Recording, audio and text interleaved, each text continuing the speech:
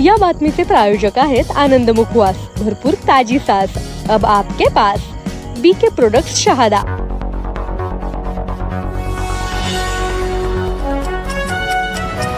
धर्मदंड news 24/7 सदैव सत्यासोबत।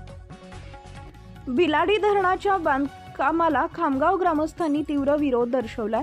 आधी पुनर्वसन करूनच धरण बांधावे या मागणीसाठी बुधवारी ग्रामस्थ मोठ्या संख्येने ग्रामपंचायत कार्यालयात जमले। ग्रामस्थांच्या शिष्टमंडळाने जिल्हाधिकारी डॉक्टर मिताली सेठी यांना निवेदन देत धरणाचे काम तातडीने थांबवण्याची मागणी केली।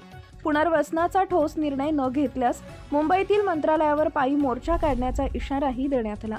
धरणामुळे गाव चारही बाजूंनी पाण्याने वेढलं जाईल, त्यामुळे साप विंचूंचा त्रास, डासांची वाढ आणि डेंग्यू सारख्या साथीच्या रोगांचा धोका वाढेल अशी भीती ग्रामस्थांनी व्यक्त केली आहे। खामगाव हे पेसा कायद्याअंतर्गत येत असल्याने आदिवासी विभागामार्फत पुनर्वसन करण्याची मागणीही करण्यात आली आहे। ग्रामस्थांनी हातात फलक घेऊन आधी पुनर्वसन मगच धरण अशा घोषणाही दिल्या।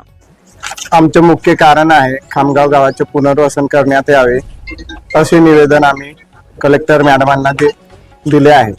तरी खामगाव गावाचे पुनर्वसन लवकरात लवकर करण्यात यावे ही विनंती मॅडमांना केली आम्ही। गावाच्या चौपेर पाणी असणार आहे, तरी रोगराई पसरण्याची दाट शक्यता आहे। 16 वर्षापूर्वी बिलाडी धरणाचं भूमिपूजन करण्यात आलं, त्यात आमचं खामगाव गाव पुनर्वसन जात होतं।